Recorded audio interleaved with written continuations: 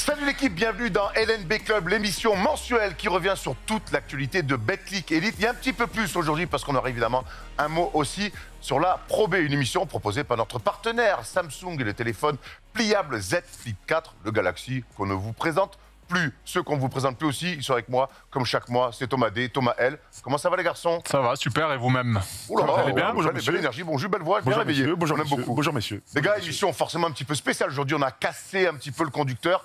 Et la première info, c'est Thomas, pas de palette. Ah, c'est vrai qu'il n'y a pas de palette. Pas de palette, pas de palette. Pas de palette, pas de palette. Pas de palette, mais beaucoup d'autres choses à raconter. Et oui, on était évidemment. un peu battus par. Tu connais. Par l'actu, comme on dit. On fera une palette pour les finales. Si tu peux. Évidemment. Ça te va, ça? Elles vont revenir parce que je sais qu'elles plaisent beaucoup, les palettes. Vous allez voir dans ce sommaire un petit peu remanié et pour cause, puisque cette semaine, on a eu les récompenses individuelles de la saison et un homme semble avoir tout raflé, n'a rien laissé sur son passage. On reviendra sur les trophées autour de Victor Wembanyama et on fera bien sûr un bilan de cette saison extraordinaire et historique pour le futur joueur des Spurs. Ça aussi, on l'a appris cette semaine. On fera bien sûr une grande preview. Ça commence dès samedi. La grande preview de cette Betclic Elite avec des confrontations où chaque fois, il y aura des enjeux tactico-tactiques. On reviendra avec les deux Thomas là-dessus. C'est ce que je viens de dire, technico-tactique. Je viens de l'inventer. On est aussi là pour ça dans l'NB Club. Un mot sur la Pro B, puisque Saint-Quentin, à l'image de Victor Wembanyama, en Betclic Elite, a tout raflé en Pro B. La montée, meilleur coach, meilleur jeune, meilleur joueur. On leur fera évidemment un magnifique shout-out. Et on se plongera dans les previews aussi du bracket de Pro B, puisqu'il y a encore un ticket pour accéder à la Betclic Elite. On finira pour se faire kiffer avec le top 10 du mois. Un gros programme, messieurs. Tout à fait. Meilleure partie de l'année. Évidemment. Le printemps, les playoffs, c'est ce qui nous anime toujours. Les playoffs qui, pour nous, First Team, vont commencer dimanche. On sera à la salle Marcel Cerdan pour voir l'affiche, le match 1 entre les Mets et Cholet Basket. Ça sera de rendez-vous donc à 17h pour voir le premier match entre Mets 92 et Cholet. On vous en dit plus tout à l'heure dans la preview. Mais tout de suite, on va revenir sur la cérémonie des trophées.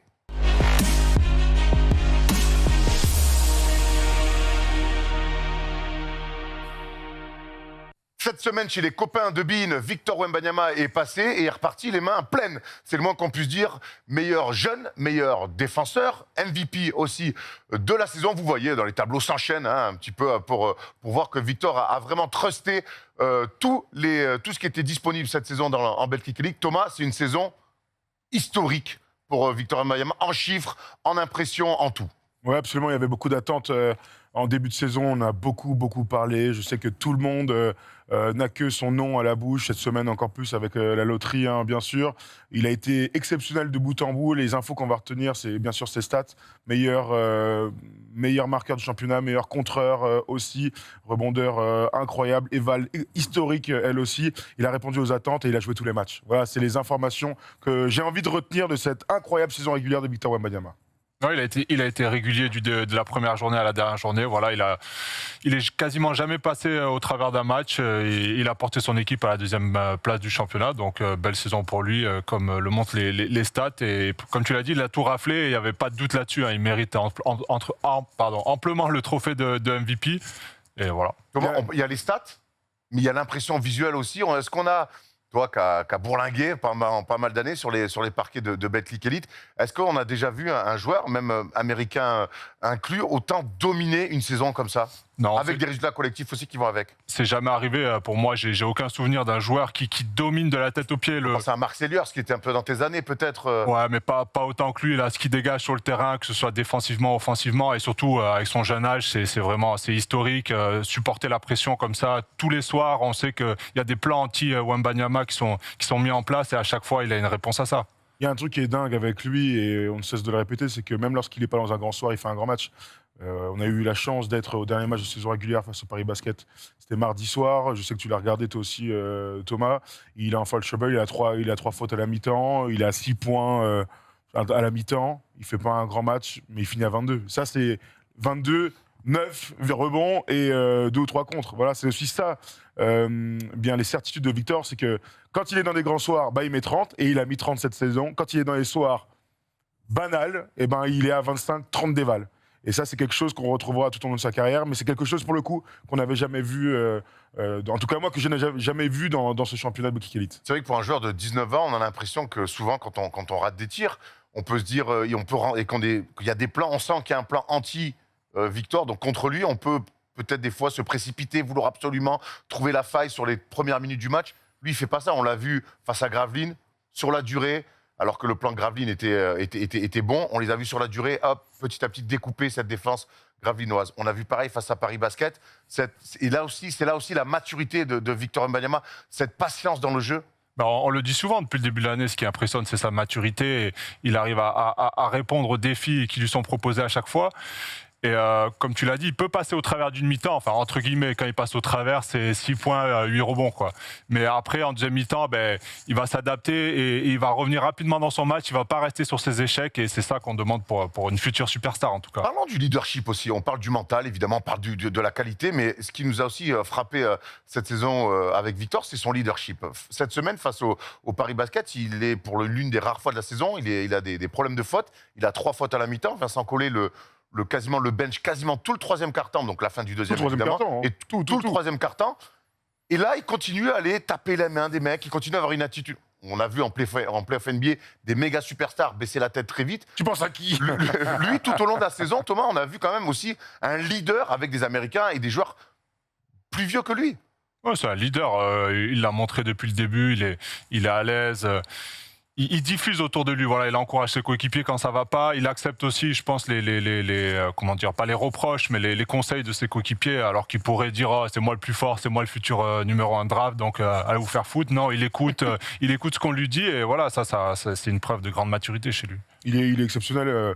Dans le jeu, dans le talent, mais c'est vrai que dans le leadership, j'ai plein d'images, même hier soir. Il est très content de gagner des matchs. Mardi soir. Ouais, mardi soir. Il est très je vois l'impact que ça a pour lui de gagner un match. Ok, ils avaient une deuxième place à conforter, l'Asvel soufflait derrière.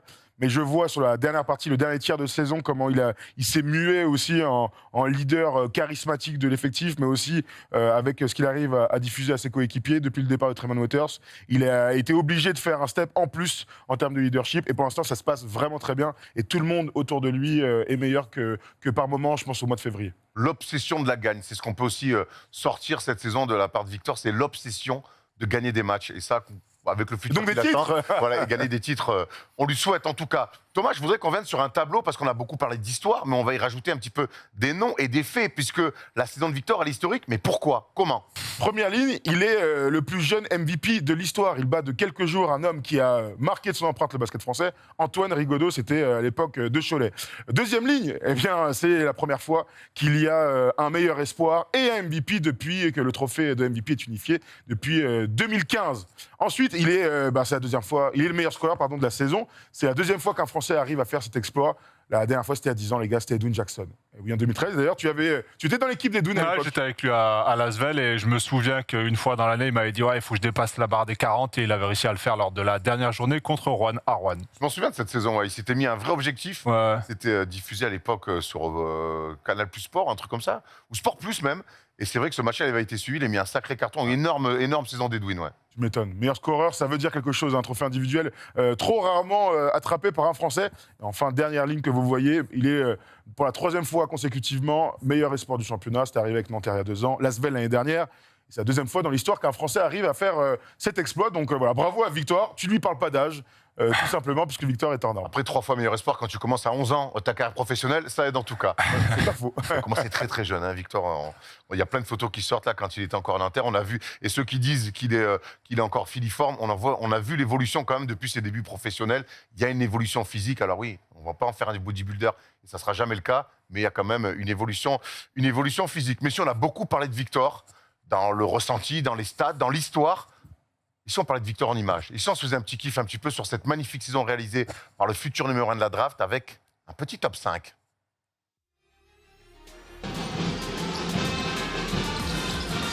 Oh la passe. Et le panier passe dans le dos de Tremont Waters, passe dans le dos de Victor Wembanyama et panier. Attention, le rebond offensif là qui est donné, lâché. Le rebond quand même pour Ndoko, si ça relance à Foumama en contre-attaque. Il est rejeté par Victor Wembanyama, la transition pour les Mets.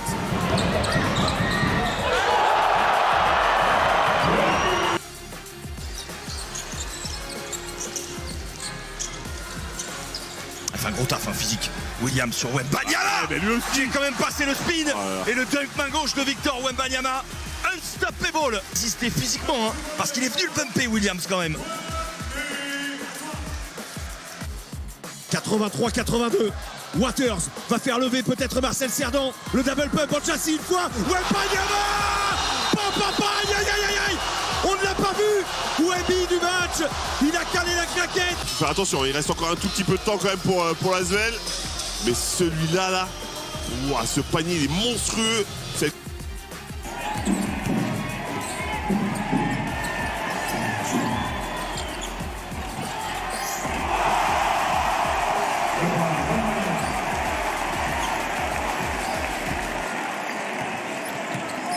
Plaisir, Victor Wembanyama tout au long de cette saison régulière. Mais ce n'est pas fini, les gars. J'ai une bonne nouvelle pour vous, puisque les playoffs commencent ce week-end. Et ça sera d'ailleurs sur l'NBA TV et sur la chaîne Twitch de Fair Team. On vous rappelle dimanche, premier match entre les Mets 92 et Cholet Basket. On va rester sur les trophées individuels, puisque les deux meilleurs 5 de la saison sont sortis avec le premier 5. Vous allez voir Matt Morgan, Nando De Colo, Ronald March, Victor Wembanyama et Vitaly Chikoko, malgré la descente de l'élan Bernet, qui se retrouve dans ce meilleur 5. Thomas, est-ce qu'il y a une petite surprise pour toi là-dedans ? Ouais, un petit peu, Chikoko, on connaît sa valeur. C'est un énorme poste 5 du championnat, bien établi. Mais après, quand ton équipe descend en Pro B, ça fait parfois un peu tâche. Mais bon, après, voilà, c'est les votes. Ouais, c'est les votes. On rappelle que c'est 50% les joueurs qui votent et 50% les journalistes. Moi, ce qui m'étonne, c'est qu'il y a une équipe qui a perdu seulement 6 fois dans la saison et qu'il n'y a aucun joueur dans le premier 5. Donc, il n'y a aucun joueur de Monaco dans le premier 5. C'est le premier truc qui me saute à la tête. Tous les autres méritent, honnêtement. Matt Morgan et Ronald March étaient les deux autres nommés pour le trophée de MVP cette saison. Et puis Nando De Colo est un bon joueur. Bon joueur. C'est à suivre, affaire à suivre, Nando. Watch out, Nando. Tu as raison, pas de Monégasque dans le premier 5. Par contre, dans le deuxième 5, Ils ont mis 5 majeurs de Monaco dans le deuxième 5. Monaco fait le plein. Seul Marquis McDuffie, l'énorme saison de Marquis McDuffie du côté de la JDA Dijon, entouré de 4 Monégasques, Mike James, Elio Kobo, Alpha Diallo et Demontas Montijounas. Monatas. Montijounas. Bon, bah là, c'est plus. C'est logique, j'ai envie de te dire. C'est la meilleure équipe. Après, on connaît bien sûr l'écart avec les autres, etc., etc. Il n'empêche que c'est normal d'avoir ces joueurs-là récompensés en fin de saison. Il y a encore un petit trophée, et je sais que ça va te faire plaisir, Thomas. Et nous aussi, ça me fait plaisir, parce que nous, on l'a croisé sur notre jeune carrière de joueur, plus ou moins réussi, selon, pour certains, je parle de moi, ne t'inquiète pas. C'est Lolo Villa qui a été élu coach de l'année, et on est content pour Laurent Villa. On se souvient du run incroyable de la saison dernière des Choletais pour accrocher les playoffs, à 2 doigts de sortir l'Asvel. Ils avaient bien commencé cette année, ils finissent un petit peu sur la jante, mais finalement, Laurent Villa est nommé coach de l'année. Un beau parcours pour Laurent Villa. Ouais, très content pour lui. Moi, c'était mon coach de Cadet France quand je jouais à Pau à l'époque. Et je me rappelle qu'il avait eu un début de carrière en pro assez difficile. Voilà, et ça n'avait pas forcément très bien marché au début, mais il n'a pas lâché. Et il est arrivé à Cholet, ça s'est bien passé. Et puis c'est quelqu'un qui est vraiment passionné par le basket, qui aime travailler. Et, voilà, il adore ça. Et on voit que finalement, le travail paie, tout simplement. C'est une très belle récompense pour un coach qui compte en ce moment. Les 2 autres nommés étaient donc Vincent Collet et Sacha Obradovic. Bon, parfois, moi, j'aime bien quand même récompenser ceux qui écrasent la concurrence. Je sais qu'il y a des grosses différences de budget, on en est conscient. Mais bon, j'aurais plutôt donné à Obradovic. Il n'empêche que c'est une très, très belle récompense pour un gars qui est proche de ses joueurs. Tous les retours qu'on a des joueurs de Cholet, ils sont dithyrambiques, tu m'étonnes. Et puis, une nouvelle place en play-off, c'est une belle récompense, tout simplement. Et puis, on ira le féliciter, Laurent Villa. On vous rappelle, dimanche, Metz 92, Cholet à Marcel Cerdan.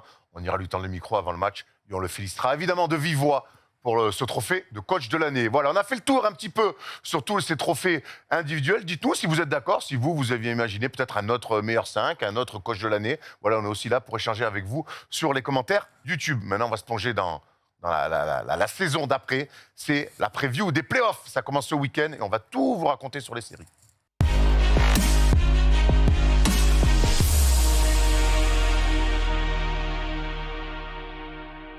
Ça y est, nous sommes à quelques heures du début des playoffs et avant de se plonger complètement dans ces previews, on va faire un point sur le classement puisque si on connaît les 8 qui joueront les playoffs, vous allez voir, on connaît aussi malheureusement les 2 qui descendent et c'est Fos-sur-Mer qui continue un petit peu à faire l'ascenseur, qui a toujours un petit peu de mal à s'installer dans l'élite du basket français.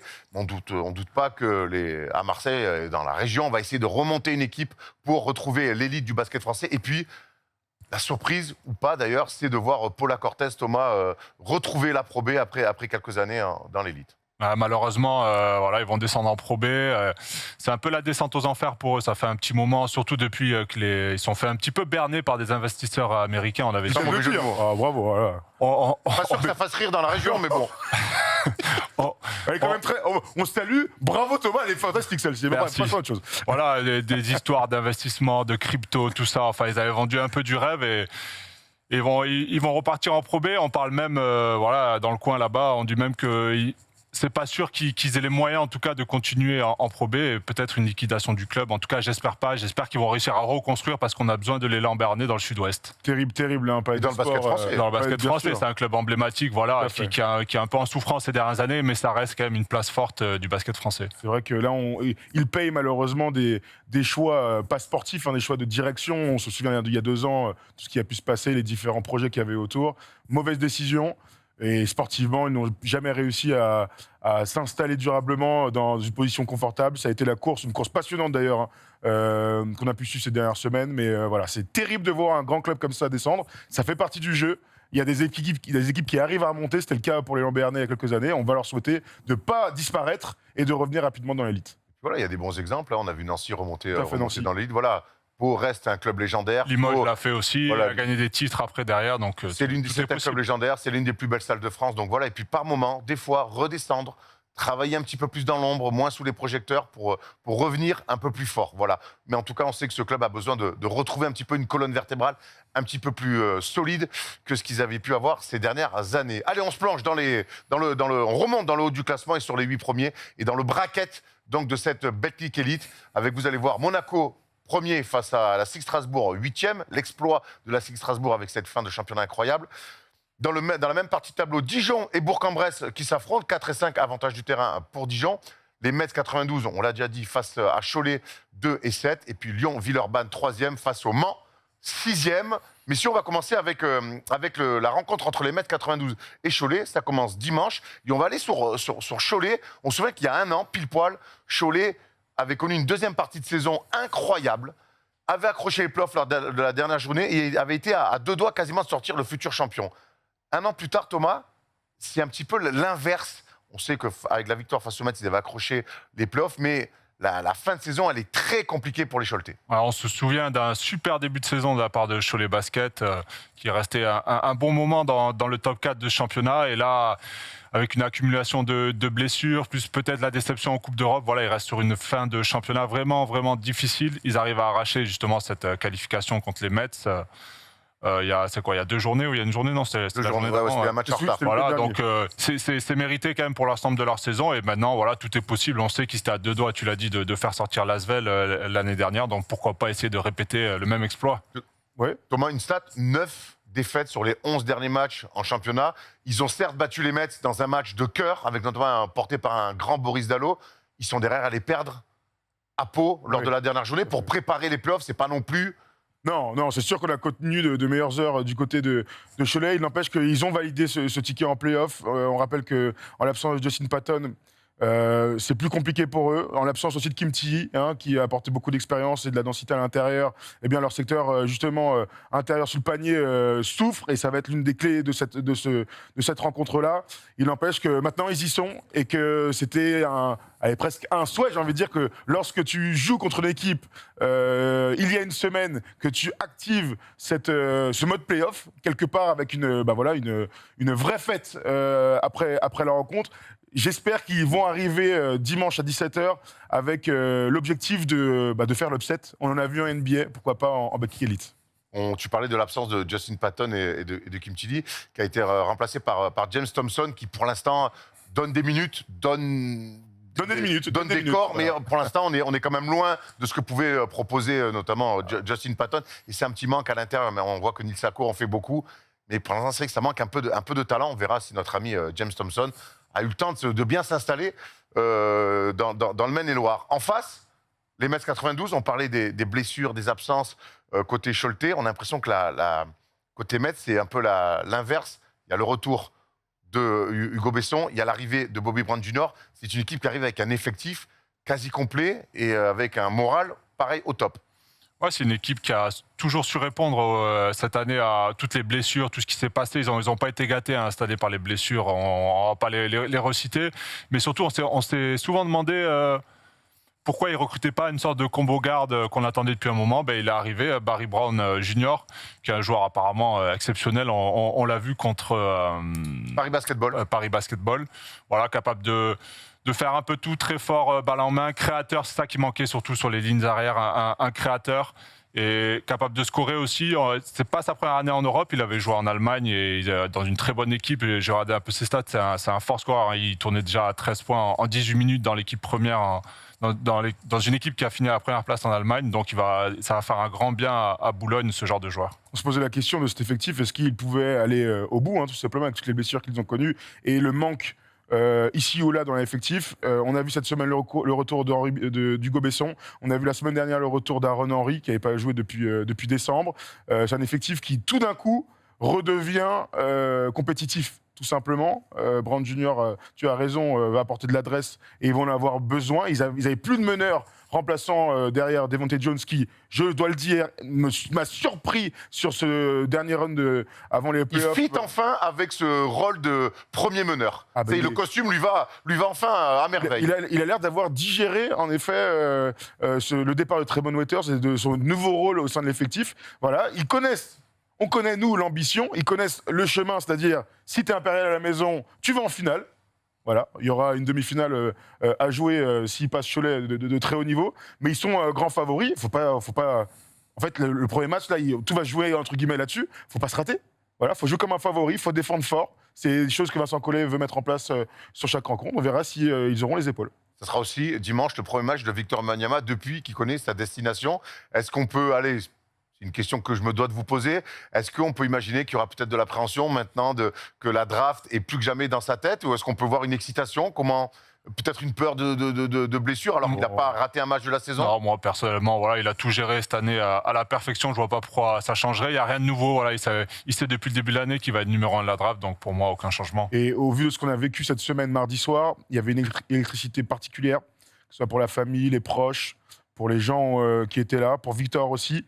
Je vois comment il a réagi dans ce match. Il a régalé. Il y a Kylian Mbappé au Marcy. Il est à 3 fautes à la mi-temps, il est à 6 points. Il régale. Voilà. Et donc la pression, ça coule sur lui.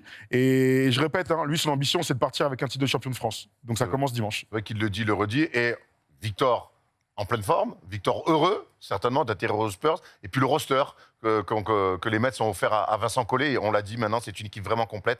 Ils ont ajusté, coché des cases. Et en plus, ils ont eu des retours. Attention aux Mets dans ces playoffs. On va aller sur le duel de cette série. Et on est allé sur pour moi, ce qui peut être le duel importantissime côté Mets, c'est Laou Konaté qui doit s'occuper de Boris Diallo. On a vu Boris Diallo la semaine dernière mettre 27 points, c'est le cœur, c'est l'âme de cette équipe dans cette fin de saison où c'est compliqué.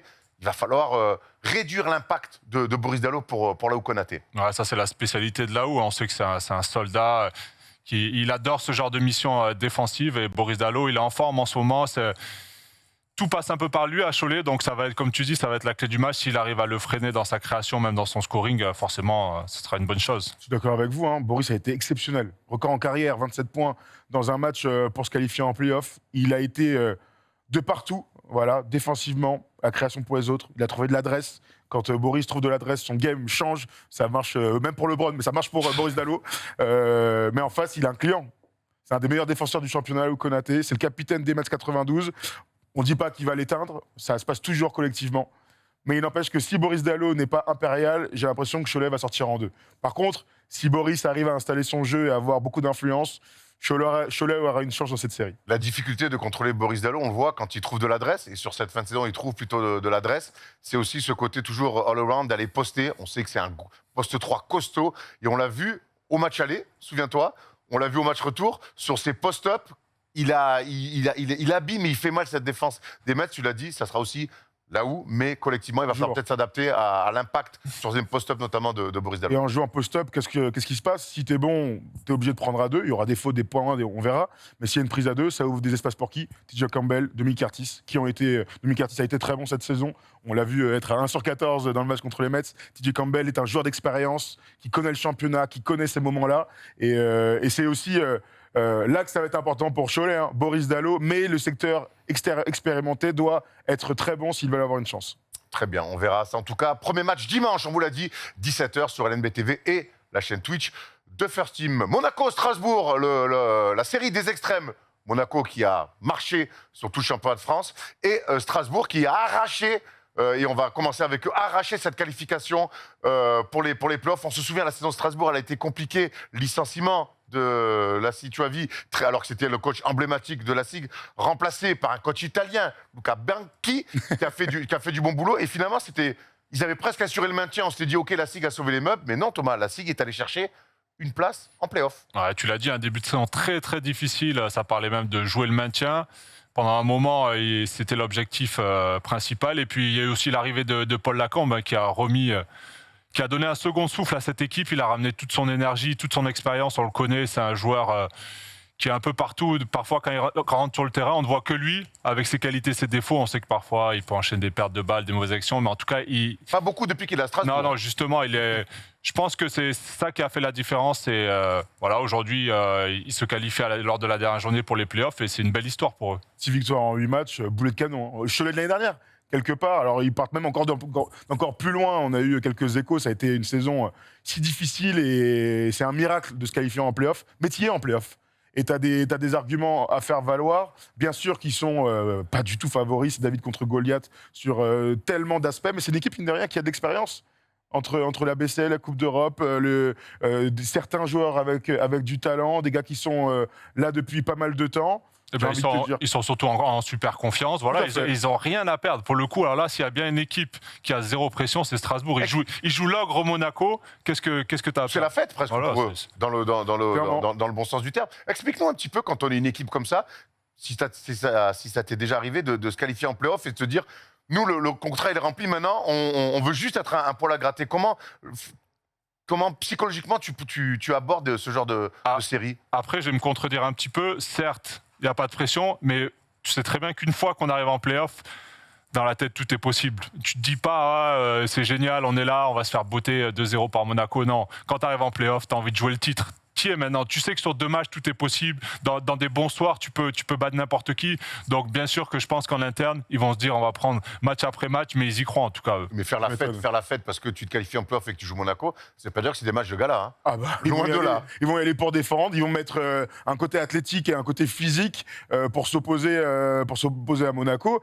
Je te rejoins complètement. Tu as le droit de célébrer une qualif en play-off et arriver à faire un premier match à l'extérieur de très haut niveau. On rappelle que le 20 avril, ils ont joué l'un contre l'autre et que c'était la SIG qui avait gagné. Et on rappelle que l'année dernière, Strasbourg, Monaco, c'était déjà une affiche en play-off, que la SIG était là à gagner à Monaco et que Monaco avait dû s'employer 2 fois en prolongation pour les se qualifier au Rhenus. Au Rhenus, ouais, voilà. Justement, Monaco, forcément, il y a toujours quid de Monaco. On sait que cette série va être postpone un petit peu en début de semaine prochaine. Ouais, je bosse un petit peu. Bon anglais, hein. Bah, j'essaye, j'aime bien bosser mon anglais de temps en temps. Postpone, donc c'est reporté pour ceux qui ne parlent pas bien l'anglais. Déplacé, là, pour le coup. Déplacé, puisque donc Monaco a une énorme échéance ce week-end, Thomas. C'est le Final Four. Vendredi 17h, demi-finale face à l'Olympiakos. Selon ce qui se passe aussi à Kaunas lors de ce Final Four, on sait que ça peut un peu impacter la suite et le sérieux des fois de Monaco. C'est vrai, tu as raison, c'est terrible à dire, mais leur but à Monaco, c'est d'être très bon à Kaunas ce week-end. Donc très bon, c'est pourquoi pas être champion d'Europe. On leur souhaite et on va suivre ça avec beaucoup d'attention. Mais c'est aussi d'être champion de France pour la première fois. Donc il va falloir que Monaco, quels que soient les résultats à Kaunas, arrive à se reconcentrer 2 jours plus tard pour disputer les playoffs. Ils sont surdimensionnés, ils ont plus de talent, ils ont un gros budget, ils ont une profondeur extraordinaire et tout. Frérot, il y a une série à aller jouer. Donc, il ne faudra pas revenir un peu soit bourré parce que tu as gagné, soit down dans l'état d'esprit parce que tu as perdu. Voilà, ça va être, en tout cas, encore une fois, un facteur qui va être très intéressant pour Monaco, en plus du pétage de câble potentiel qu'on a vu à Leaders Cup à Saint-Chamond. Ouais, ils en sont revenus, j'ai l'impression, de ce comportement. Je sais, mais c'était il y a 2 mois. Hein, à un moment donné, 2 mois, c'est rien. Mais quoi qu'il arrive, pour nos amis de la Roca Team, c'est que, quoi qu'il arrive à Kaunas ce week-end, la saison, elle ne doit pas se terminer. Voilà, dans les têtes, elle sera pas terminée. Avant d'aller sur le duel du match, mais tu peux déjà l'envoyer Thomas, on rajoute aussi le retour de Matt Mitchell côté ci qui leur fait énormément de bien. Le poste 3-4, comme ça, homme à tout faire. Le duel, on est allé sur 2 hommes qui sont capables de faire gagner des matchs à eux tout seuls. Mike James et ses 14 points par match, mais son influence monumentale sur son équipe. Et puis Marquis Keane, le meneur qui, on aime à dire, qui peut faire gagner des matchs à lui tout seul, plus de 20 points, 4,2 passes, des pourcentages de très haut niveau. C'est cet homme-là qui peut créer des surprises à lui tout seul. On l'a vu cette année, capable de véritables cartons. Ça va être un super défi pour Mac James aussi. Il va falloir qu'il se la donne un petit peu en défense, même si on ne doute pas qu'il va y avoir notre ami sûrement Ouattara qui va s'occuper de lui. Mais en tout cas, on a hâte de voir ce duel de petits meneurs. On sait qu'on en a beaucoup en Betclic Elite aujourd'hui, des petits meneurs scoreurs comme ça, mais on se régale de les voir à chaque fois. C'est vrai que cette année, on n'a pas... ça a toujours été le cas, mais les meneurs de jeu scoreurs de grand talent, on en a peut-être, je sais pas, presque 10, quoi. C'est une année tout à fait exceptionnelle. Et du coup, Marcus Keane... Il manque que toi, en fait. Tout à fait. Mais bon, je suis pas un meilleur scoreur. Moi, je suis plutôt un Aymeric Jeannot Tismé, tu vois. Mais Marcus Keane, en fait, il fait partie de ces mecs qui est top niveau. C'est dans une autre année, il aurait pu être MVP, limite, tu sais, avec ce type de stats. Mais sauf il y a d'autres mecs qui sont plus forts. Il n'empêche que c'est des gars de défi. Et jouer contre Monaco, c'est un défi. Donc, à voir comment il va réussir à avoir de l'impact sur la série. Et pour des joueurs comme ça, c'est aussi se montrer. Face à des tops équipes européennes, se montrer, peut-être pour la suite. On sait qu'il y a aussi ça dans la tête des joueurs. C'est une carrière à mener. Voilà, hein. c'est aussi une carrière à mener. On verra ça en tout cas, série qui va être intéressante à suivre. Tout comme Asvel Le Mans. On sait que depuis le 13 février, l'Asvel est la meilleure équipe, en tout cas du championnat. 13 victoires en 15 matchs. Il est surtout devenu la meilleure défense de Betclic Elite. En face, pour le coup, c'est un peu l'inverse. C'est la 3e meilleure attaque du championnat menée par un Matt Morgan d'exception, l'un des meilleurs meneurs. On y revient. On sait que l'Asvel donc est amputé d'une victoire par la DNCG, mais il n'empêche que depuis que l'Euroleague est finie, depuis que Dibos est arrivé, l'Asvel s'est remis à travailler sereinement et ça se voit sur les résultats, Tom. Ouais, franchement, c'est une équipe qui est construite pour aller au titre. Hein, et en même temps, ça fait 3 fois d'affilée qu'ils ont la bague. Donc, il n'y a pas de raison d'avoir une autre ambition. Ils nous ont prouvé en Leaders Cup que c'était une équipe qui était amenée à gagner des choses. Alors, moins, par contre, en finale de Coupe de France face à Monaco. L'avantage, c'est que ce n'est pas le premier tour. Donc, l'Asvel s'est reconstruite, s'est refait un mental aussi. Et ils se doivent, dans ce premier tour, de marquer le coup. Pour moi, l'Asvel doit gagner 2-0 contre une bonne équipe du MSB et ne laisser aucune chance à cette équipe d'espérer une qualif. On sait que l'Asvel est une équipe physique, solide, qui aime bien imprégner là-dessus, appuyer là-dessus sur le côté physique. En face, le MSB est l'une des équipes avec Monaco qui peut le plus répondre à ce combat physique. Ils ont du matos, que ce soit sur les lignes arrière ou à l'intérieur, pour lutter sur ce combat. Ouais, il y a du matos des deux côtés, ça va être un beau défi. On sait que l'Asvel, défensivement, c'est très très solide. C'est comme ça qu'ils gagnent des matchs aussi. On l'a vu à la Leaders Cup où ils ont imposé leur rythme sur tous les matchs. Et voilà, il y a l'expérience, avec l'expérience qu'ils ont, je les vois bien aussi passer normalement 2-0 s'ils sont sérieux. Mais quand tu as Matt Morgan en face, capable de tout, on ne sait jamais ce qui peut arriver. 31 points pour Matt Morgan lors du dernier match, 33 pour Nando Colo. Hop, je vais pas trop manger le duel puisque je voudrais quand on parle du côté physique, Terry Tarpé, Valentin Chéry, Tinkle, Carlton, Naras, Endoy, tout ça, c'est des athlètes qui reculent jamais. On les a vus cette année aller gagner à l'Astrobal. Il y avait pas encore Dibos, c'était pas l'Asvel de maintenant. Par contre, derrière, on a vu aussi à la Leaders Cup, mais là, pour le coup, Le Mans était beaucoup trop amputé de joueurs. On les avait en Coupe de France aussi souffrir Le Mans et on les a vus perdre dans un match fantastique de basket. Ouais. D'un rien sur un buzzer beater de Youssouf Affal. Et un Nando exceptionnel. Il a fallu dans cette rencontre que Nando soit à plus de 30 points pour aller gagner. Donc on peut aussi imaginer qu'ils ont toutes les armes physiques, tactiques et de talent aussi pour s'offrir pourquoi pas un match 3 à Villeurbanne, parce que c'est le but. C'est pour ça que vous dites 2-0 tous les deux. Je trouve un peu sévère. Mais non, 2-0 si je... Non, mais parce qu'il y a deux visions. Est-ce que ça peut être une série en 3 et 3 matchs serrés? Oui. Mais tu es l'Asvel. Tu as des ambitions. Voilà, c'est ça que je voulais dire. Quand on a commencé par l'Asvel, doit dire, en tout cas, doit se montrer sous son meilleur jour. Et se montrer sous son meilleur jour, c'est gagner les 2 matchs et ne pas se faire peur. Voilà, ce qu'ils ont fait à la Leaders Cup, c'est ce qui leur a fait du bien d'ailleurs cette année. Et là, clairement, il faut qu'ils marquent leur territoire. On sait qu'ils ont une saison très très difficile. Voilà, maintenant, ils ont mis l'Euroleague derrière eux. Ils peuvent se concentrer à 100% sur la Betclic et ils se doivent en tout cas d'être forts d'entrée. Ça va être passionnant. Le Mans Asvel, super duel, mais dans ce duel-là, il y aura un autre duel, c'est Nando De Colo face à Matt Morgan, deux arrières meneurs qui nous ont régalé tout au long de la saison. Regardez les stats de Nando et les stats de Matt Morgan, vraiment, lui aussi encore un meneur combo à plus de 20 points qui a su mener son équipe. Et c'est parfait, c'est encore une fois ce genre de joueur qui peut faire basculer une rencontre. C'est ce duel qu'on a envie de voir. Et Nando, on le sait, que ça soit dans la passe, dans le contrôle du tempo et dans le scoring, on l'a vu monter plusieurs fois à plus de 30 points cette saison. Ça va être évidemment le duel à suivre. Oui, c'est le duel. Alors, ils vont pas défendre l'un sur l'autre, hein, bien sûr. On va envoyer le meilleur défenseur sur les arrières de chaque côté pour limiter l'autre. Il n'empêche que ce sont deux joueurs qui sont dans le 5 de la saison, deux joueurs extraordinaires avec des styles tout à fait différents. Je les imagine, en fait, j'en imagine aucun des deux passer à côté. Voilà. Ils vont être très bons tous les deux, sans aucun doute. Maintenant, ça se jouera ailleurs. C'est un peu le souci de cette saison, mais on va se régaler. Et Nando, dans ces moments-là, il a toujours ce surplus, quoi, ce supplément d'âme. L'œil du tigre. L'œil du tigre, tout à fait. Et dans cette saison qui a été compliquée par moments, je l'imagine lâcher les chevaux à fond, plein ballon pour aller gagner dans cette série. Là, encore une fois, une série. Bon passeur, Nando. Ouais, encore une fois, une série. J'adore. Encore une fois, une série, un duel qui va nous régaler. Encore, il nous reste une série à voir. C'est certainement la plus serrée, c'est normal. 4e contre 5e. La JDA Dijon reçoit Bourg-en-Bresse. Déjà, géographiquement, il y a à peine 150 bornes.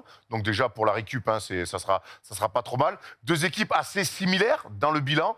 Et aussi deux équipes d'attaque. Parce qu'aujourd'hui, Thomas, on peut dire que Dijon est une équipe d'attaque. Ouais, peut-être une des séries les plus spectaculaires à venir. On sait que c'est deux équipes qui shootent beaucoup à 3 points, avec beaucoup de talent des deux côtés. Voilà, la JL Bourg qui nous avait régalé à la Leaders Cup avant un peu de passer à côté de son match en finale. Et Dijon, on les connaît maintenant, c'est une place forte de la Betclic League. Ça fait plusieurs années qu'ils sont dans le haut du classement. Très compliqué d'aller gagner là-bas. Donc, probablement une des séries les plus intéressantes à voir. Ça va être une super série, tu as raison. Dijon qui s'installe ces dernières années dans le top 4, top 5 avec régularité. On rappelle qu'ils sont 11e budget, donc en soi, et on aime faire budget et classement de fin de saison. Ça marche beaucoup comme ça dans notre championnat. Ils sont une valeur sûre. Les équipes ont beau changer. Il y a un noyau dur qui reste, notamment avec cet homme que j'aime beaucoup, Jacques Alinguet, et des certitudes à domicile, vous avez raison, et des certitudes en play-off. Ils ont réussi souvent à faire des coups, donc ça va être passionnant. Et puis il y a 2-3 dunkers intéressants aussi. Tant qu'à faire hein, dans le spectacle, il y a des 3 points, du talent, des arrières talentueux. Il y a aussi 2-3 mecs qui mettent des Thomas Sall, donc très cool. Et il y a de la continuité, parce que Dijon, depuis 2018, 5e du championnat, 3e du championnat, 3e du championnat, et donc cette année, 4e encore. C'est une équipe qui travaille très bien, Dijon. Il y a eu des changements de joueurs, il y a eu des changements d'entraîneurs. David Olson est toujours là, on a l'impression que c'est quand même lui, le garde de l'entité de la JDA, mais la JDA est toujours bien placé. Et puis il y a des histoires à raconter dans cette série. Forcément, on pense à Axel Julien, qui est désormais du côté de Bourg-en-Bresse, qui va retrouver son ancien acolyte, David Olston. Absolument, hein, Axel Julien a joué 6 ans à la JDA et 5 ans avec David Olston. On se souvient de leur duo magnifique. L'un avec l'autre, l'un après l'autre. Ils ont réussi à se trouver parfaitement. Vous voyez les stats d'Axel Julien qui sont en baisse et qui vit une saison stat plutôt compliquée. Mais c'est aussi dans ces moments-là que les hommes de défi se révèlent. Et je les imagine parfois défendre l'un sur l'autre et se connaître par cœur. Bon courage à Axel pour défendre sur David Olson. Bon courage à David pour sa défense aussi sur Axel. Donc ça va être passionnant. Quelques petites infos. Côté Bourg-en-Bresse, Chassang, donc lui, va se faire opérer du poignet. Donc saison terminée. Et Isaiah Mike, qui nous avait régalé lors de la Leaders Cup, poste 4 complet, c'est les joueurs qu'il aime bien, ça, Freddy, et a été remplacé par Bryson Williams. Et apparemment, plutôt bonne pioche, puisque Bryson Williams a sorti 2 énormes matchs face aux Mets 92 et face à Paris. Et puis pour finir, pour être complet sur les stats, c'est les 2 meilleures équipes au meilleur pourcentage à 3 points. Donc on parlait de séries spectaculaires, on sait qu'il y a des athlètes, mais on sait aussi qu'il y aura beaucoup d'adresses. Donc voilà, on parlait de séries indécises entre 4 et 5. Ça va être génial de suivre ces 2 équipes. On le dit, 4 et 5. Et le vainqueur rencontrera donc le vainqueur de Monaco, SIG. Voilà, on a été complet, je l'espère en tout cas, sur cette preview de Betclic Elite. On n'a pas fait le tour complet, puisqu'il faut évidemment qu'on parle de la Pro B.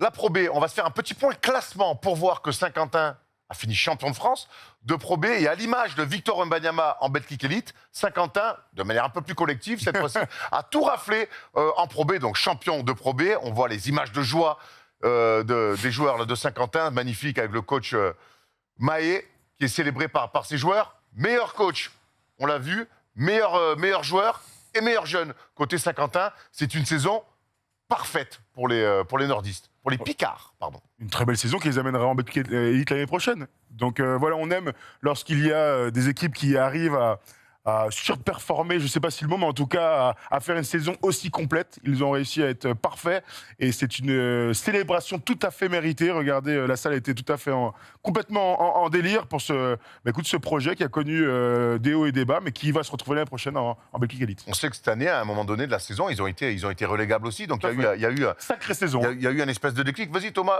Tom, on a fait des beaux tableaux. On va rendre hommage évidemment aussi aux personnes qui ont eu des trophées individuels. Et on pense à Bantis, Doussouyovo, qui a été meilleur joueur. Donc lui qui a été formé à Chalon-sur-Saône, qui était passé par Blois aussi, meilleur jeune.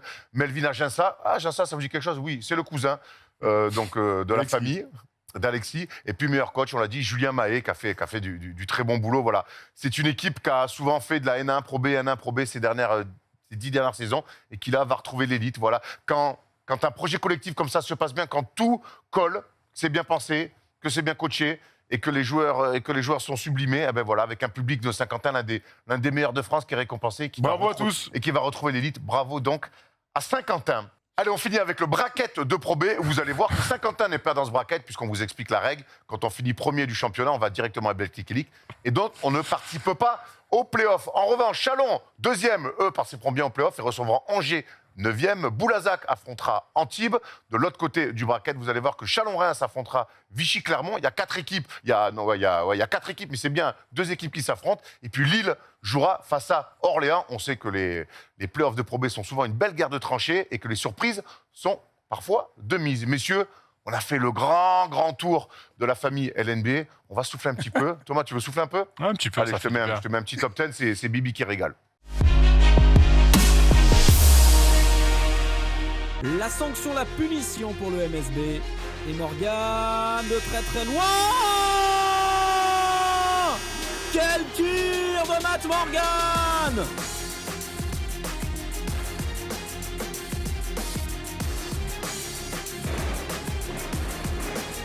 Allez, ça Fofana. C'est trouver la solution, nouvelle balle perdue et Dijon qui va aller.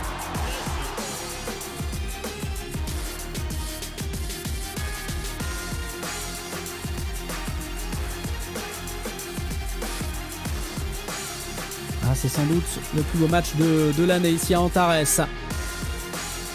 Oh, Naras! Oh, Williams Naras! Oh, une main qui vient exulter! La victoire contre l'Asvel, la victoire contre les Mets, qui ont été les 2 gros temps forts à domicile. Et puis quelques victoires à l'extérieur. L'interception de Stéphane Moody, qui va terminer en dunk. 360 degrés.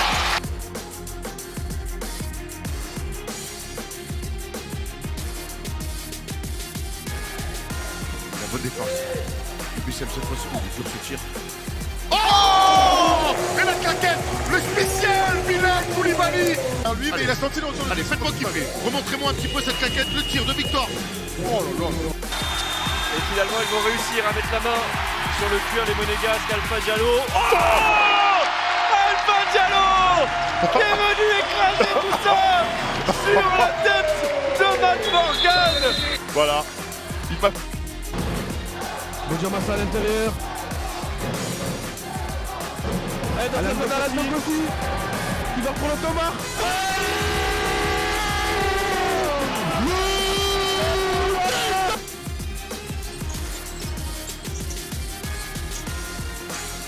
Enfin, gros taf physique. Williams sur Wembanyama qui est quand même passé le spin et le dunk main gauche de Victor Wembanyama. Unstoppable. Existé physiquement, hein, parce qu'il est venu le bumper Williams quand même. La bonne patience, le bon travail. Et encore John Béguerin sur son dos. Il est agrippé dessus avec Amir Sims. Béguerin pour retrouver. Béguerin pour monter. Oh là là là là là là là. Yonaki. Soit jouer la prolongation, soit le tir à 3 points, la victoire. Attention au shooter à 3 points de l'Asvel. Et notamment Nando de Colo. Nando de Colo. Et il y aura encore une possession. Incroyable Nando de Colo, quel tir de classe. Le stop pour André Labanca à 2 mètres, crée son shoot. Voilà, on se quitte de la plus belle des manières. N'oubliez pas, dimanche, rendez-vous 17h sur l'NBTV et la chaîne Twitch de la First Team pour le début des playoffs des Mets 92 face à Cholet. On sera tous ensemble pour vivre ça sur Twitch et prendre vos commentaires et vivre le début des playoffs LNB de Betclic Elite ensemble. Voilà, on se retrouve le mois prochain, certainement pour les finales NBA où on retrouvera la palette. Finale LNB. Bah, finale NBA. Bon, aussi finale NBA, on pourra se retrouver avec plaisir. C'est en même temps. On se mélange les pinceaux, mais vous avez compris. Par contre, ce qui est sûr, c'est que le retour de la palette de, J'espère, de Toto. attends, j'espère. Quel plébiscite pour cette belle séquence. Allez, on va se reposer, on va suivre tous ces playoffs-là. Il reviendra avec plein de choses à vous raconter, comme d'habitude. Ciao l'équipe.